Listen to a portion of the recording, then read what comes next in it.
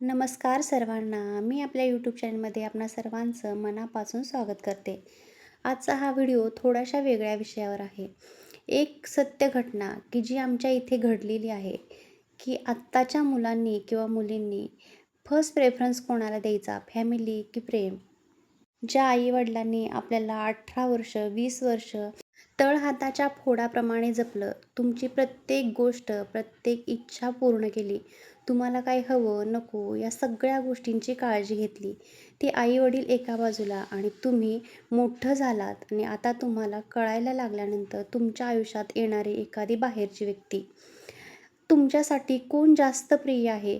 कसं असतं, कधी-कधी घरातलं वातावरण इतकं खायला उठतं, की त्याच्यामुळंही लोकं बाहेर प्रेम शोधायला लागतात. तर कधी-कधी असं होतं, की घरी प्रेम खूप मिळतं, आपुलकी मिळते, सगळ्या गोष्टी जिथल्या तिथं मिळतात.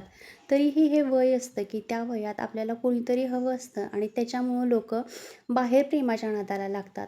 पण कधी-कधी असं असतं, की घरात अभ्यास, कॉलेज, त्याच्याबरोबर घरच्या जबाबदाऱ्या या सगळ्या गोष्टी करूनही तुम्हाला पाहिजे तेवढा वेळ घरातली देत नाहीत. म्हणजे त्यांच्याही पाठीमागं जबाबदाऱ्या असतात, कामं असतात. त्यामुळं घरची लोकं बाहेर असतात, तुम्हाला वेळ द्यायला कोणी नसतं. त्यामुळंही कधीतरी अशा गोष्टी होतात, की मुलं प्रेमात पडतात आणि हे वय असंच असतं, की ह्या गोष्टी आपोआप घडत असतात. पण कसं असतं, या गोष्टी कितीही खऱ्या असल्या तरीही आपली फॅमिली महत्त्वाची, की आपलं प्रेम महत्त्वाचं, या गोष्टी ठरवणंही तितकंच महत्त्वाचं आहे. कारण तुम्ही 18 वर्षाचे, 21 वर्षाचे झालात, की तुम्हाला असं वाटतं, की आम्हाला मॅच्युरिटी आली आणि आता सगळ्या गोष्टी आम्ही आमच्या म्हणण्याप्रमाणे करू शकतो. पण ही गोष्ट आत्तापुरतीच मर्यादित आहे. आत्ता कसं असतं, सगळ्या गोष्टी आई-वडील आपल्याला हवं तेव्हा, हवं तशा देत असतं. कुठलीही जबाबदारी नाही किंवा कोणत्याही गोष्टीचं प्रेशर नाही. कोणतीही गोष्ट केलीच पाहिजे असं नाही. पैशापासून कपड्या-लत्त्यापर्यंत सगळ्या गोष्टी घरचे पुरवत असतात. त्यामुळे तुमच्याकडं वेळ असतो आणि अशा वेळी प्रेमानं बोलणारी व्यक्ती असेल, तर त्याकडं तुमचं लक्ष वेधलं जातं आणि तुम्ही या गोष्टी करता. पण थोड्या पुढं जाऊन विचार करा, थोडं मॅच्युअर्ड होऊन विचार करा, की लग्न झालं, त्याच्यानंतर जबाबदाऱ्या वाढल्या, घरची कामं वाढली, की तुम्हाला या सगळ्या गोष्टींसाठी वेळ मिळणार आहे का? आत्ता खूप वाटतं, की या व्यक्तीचं माझ्यावरती प्रेम आहे आणि मी त्याच्याशिवाय नाही राहू शकत किंवा ती माझ्याशिवाय नाही राहू शकत. या गोष्टी जरी आत्ता बोलण्यापुरत्या मर्यादित असल्या, तरीही ज्यावेळी तुम्ही रिअल आयुष्य जगणार आहात, तर त्यावेळी या गोष्टी अशाच राहणार आहेत का? याचाही विचार करा. कारण कसं असतं, आई-वडील तुमच्या चुका पोटात घेतात, पदरात घेतात. हां, ही माझी मुलगी आहे किंवा मुलगा आहे. त्यामुळे ही चुकली तरी ही माझी आहे आणि ही लहान आहेत म्हणून आई-वडील तुमच्या चुका कदाचित पोटातही घेतील. पण जर तुम्ही तुमचं प्रेम निवडलं, तुम्ही लग्न केलं आणि लग्नानंतर तुमच्या दोघांच्याही जबाबदाऱ्या वाढल्या, मुलाच्याही आणि मुलीच्याही. मुलीला घरची कामं असतात, तर मुलांना बाहेरच्या जबाबदाऱ्या असतात. 4 पैसे कमवून आणायचे असतात आणि त्याच्यानंतर राहिलेला वेळ आपल्याला एकमेकांसाठी द्यायचा असतो. तर त्यावेळीही तुमचं हे प्रेम असंच राहणार आहे का? आत्ता सगळ्या गोष्टी जाग्यावर मिळतात, पण तेव्हा मिळत नाहीत. तर या सगळ्या गोष्टी करून तुम्हाला एकमेकांसाठी वेळ भेटणं कठीण असतं. एकमेकांशी बोलायलाही वेळ मिळत नाही किंवा ज्यावेळी व्यक्ती जवळ येतात, त्यावेळी एकमेकांची उणी-दुणी निघतात किंवा लांबून प्रेम हे चांगलं वाटतं, पण ज्यावेळी जवळ येतं ना, तर त्यावेळी एकमेकांच्या चुकाही दिसायला लागतात आणि त्यावेळी ह्या सगळ्या गोष्टी पचवणं थोडं मुश्कील जातं. कारण कसं असतं, अगोदर आई-वडील सगळं समजून घेत असतात आणि आता अशी वेळ आलेली असते, की जबाबदाऱ्यांमुळं वेळ नसतो आणि कधी काळी त्या व्यक्तीनं आपल्याला जो दिलेला वेळ असतो, जे घालवलेले क्षण असतात, ते आठवत असतात आणि आपण त्या गोष्टीशी कंपेअर करायला लागतो, की अगोदर असं होतं आणि आता असं झालं आणि या गोष्टींमुळं खटके उडतात, भांडणे वाढतात आणि मग तेव्हा असं वाटायला लागतं, की आई-वडील सांगत होते तेच योग्य होतं, घरच्यांनी सांगितलं होतं तेच केलं असतं तर बरं झालं असतं. पण त्यावेळी काहीही उपयोग नसतो कारण वेळ गेलेली असती, वय निघून गेलेलं असतं. एकदा लग्न झालं, की या सगळ्या गोष्टीपासून आपण खूप पुढं गेलेलो असतो आणि आता आपण काहीच करू शकत नाही. त्यामुळं वेळ आहे तोपर्यंतच सावध व्हा. मी म्हणत नाही आहे, की प्रेम करणं चुकीची गोष्ट आहे, पण चुकीच्या व्यक्तीवरती प्रेम करणं ही चुकीचीच गोष्ट आहे आणि घरच्यांना गृहीत धरून किंवा घरच्यांचा विचार न करता फक्त स्वार्थापोटी प्रेम करणं ही चुकीची गोष्ट आहे. मी मगाशी सांगितलं त्याप्रमाणे एक सत्य घटना जी मी आज तुमच्याशी शेअर करणार आहे. आमच्या इथंच घडलेली. मुलगी आई-वडिलांच्या खूप लाडकी, लाडाधोडात वाढलेली. आई-वडिलांनी कोणतीही कुठल्याच गोष्टीची कधीही कमी केली नाही. पण लग्नाच्या वेळी तिनं जो मुलगा सुचवला, घरच्यांनी त्याच्याशी तिचं लग्नही लावून दिलं. दोघंही शिकलेली होती. तिचंही शिक्षण पूर्ण झालेलं होतं, त्याचंही शिक्षण पूर्ण झालेलं होतं.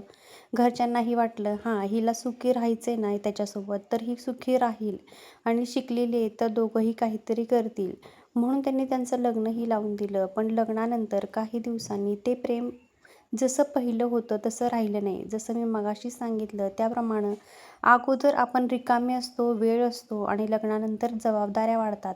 त्यामुळं जे अंतर पडलं ते अंतर इतकं वाढत गेलं की दोघांना एकमेकांच्या काही गोष्टी खटकायला लागल्या. त्यामुळं मन मारून जगणं, स्वतःच्या इच्छा, अपेक्षा बाजूला ठेवणं या सगळ्या गोष्टी आल्या. पण प्रेम आणि लग्न हे स्वतःच्या मर्जीनं केलेलं, त्यामुळे ते करून दाखवायची एक जिद्द आणि त्यासाठी चाललेली धडपड होती. म्हणून सगळ्या गोष्टी सहन करत, स्वतःचं करिअर बाजूला ठेवून, घर, संसार सांभाळत ती राहिलीही. आणि असंही नाही आहे, तो मुलगाही कमवत होता, सगळ्या गोष्टी करत होता, पैसे, घरात सगळ्या गोष्टी आणून देत होता. पण दोघांना एकमेकांसाठी वेळ नव्हता. दुसरी महत्त्वाची गोष्ट की तिला घरात राहणं पसंत नव्हतं, आवडत नव्हतं. तिच्या इच्छा, अपेक्षा या बाजूला राहिल्या होत्या आणि तीही मन मारून जगत होती. कुठलीही गोष्ट असेल तर घरी सांगता येत नव्हती, कारण लग्न हे दोघांच्या इच्छेनं केलेलं आणि घरची म्हणायची, "तुम्ही केलंय, मग तुमचं तुम्ही बघा." घरच्यांचा सपोर्ट तर होताच, पण या सगळ्या गोष्टी पुढं इतक्या टोकाला जातील असं अजिबात वाटलं नव्हतं. आणि संसार तर चाललेला, सगळ्या गोष्टी व्यवस्थित चाललेल्या, पण मानसिक स्वास्थ्य आणि समाधान नव्हतं. त्यामुळेच ती मुलगी आता डिप्रेशनमध्ये गेली आणि तो मुलगाही वाईट नादाला लागला. मग तुम्हीच सांगा, एवढं सगळं करूनही जर तुमच्या वाट्याला सुखच येणार नसेल आणि प्रत्येक गोष्टीत ॲडजस्टमेंट करावी लागणार असेल आणि या सगळ्या गोष्टी होणार असतील, तर तुम्ही घरच्यांचं ऐकलेलं कितीतरी पटीनं चांगलं. आपले आई-वडील जे आपल्यासाठी करतात, ते कधीही चुकीचं करत नाहीत. कारण म्हणतात ना, की घरच्यांनी आपल्यापेक्षा थोडेसे जास्त पावसाळे बघितलेले असतात आणि ही गोष्ट तितकीच खरी आहे. आपल्याला वाटत असतं की आपण मोठे झालो आहे आणि या सगळ्या गोष्टी आपण सगळ्या फेस करू शकतो. आपल्या प्रॉब्लेम्सची सोल्युशन आपण काढू शकतो. पण हे तसं नाही आहे. खरंच आहे की त्यांनी बरंचसं जीवन जगलेलं असतं. अनुभवलेले असतात काही गोष्टी. चांगल्या-वाईट लोकांशी भेटलेले असतात. त्यामुळे त्यांना माहिती असतं की पुढं जाऊन काय होणार आहे. त्यामुळं तुम्ही चुकलात तरीही त्यांनी त्यांनी स्वतःहून मनाने लग्न करून दिले. म्हणून ते तुमची जबाबदारी घेऊ शकतात. आणि ज्यावेळी तुम्ही स्वतःच्या म्हणण्याने लग्न कराल, त्यावेळी सगळ्या तुम्हाला या गोष्टी स्वतःला फेस कराव्या लागणार आहेत. तर तुम्ही स्वतः ठरवायचं, की आपण आपल्या फॅमिलीला महत्त्व द्यायचं, की प्रेमाला. प्रेम काय, लग्ना अगोदर जरी झालं, तरी लग्नानंतर होणार नाही हे कशावरून?